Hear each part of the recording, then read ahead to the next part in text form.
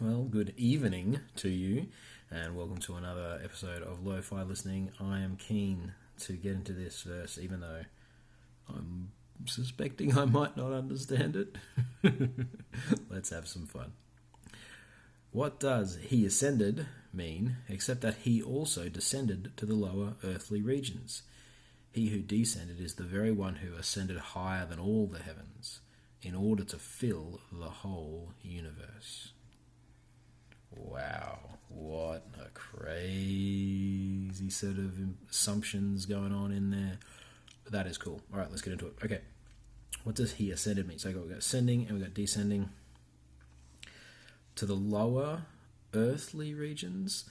So lower regions, I would have wondered if he's talking about hell, Hades kind of stuff, and he's like, no, earthly regions, we're the lower ones. The lower regions is earth.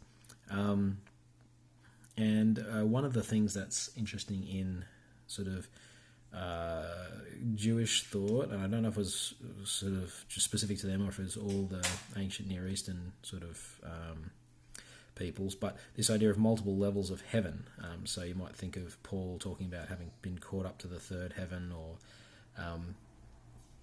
other references to multiple levels of heavens, or Jesus having ascended through the heavens. In Hebrews, here in verse 10, you got he ascended higher than all the heavens. It's like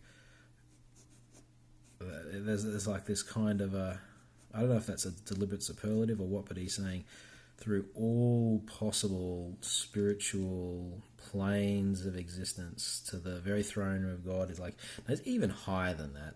There's some kind of, he's got to a point where he's gone so far above everything else that exists that he actually fills all existence.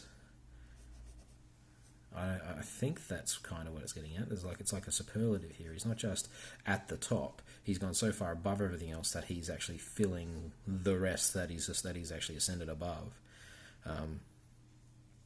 And so there's this sort of strange transcendence, immanence thing here of Jesus where you've got one who descended, so someone who knows what it's like to have to do a poo, who is the same one who is so sublimely above all things that he fills and is the purpose of the entire universe.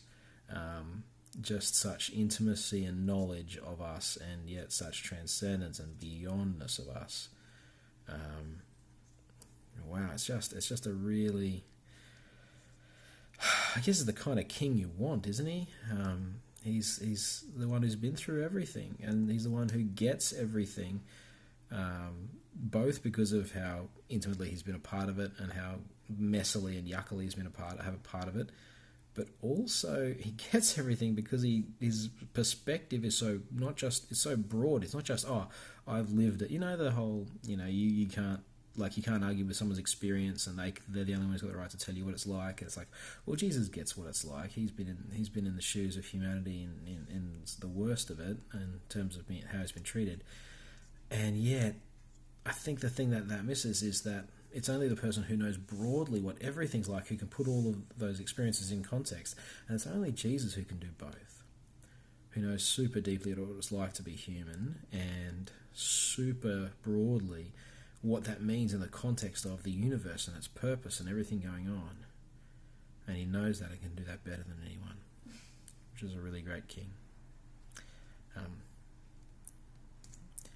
I guess to hear that for me tonight means to have respect for Jesus and have respect for whatever he's got to say about reality and whatever it is that he's willing to give, because he will know. How about I pray?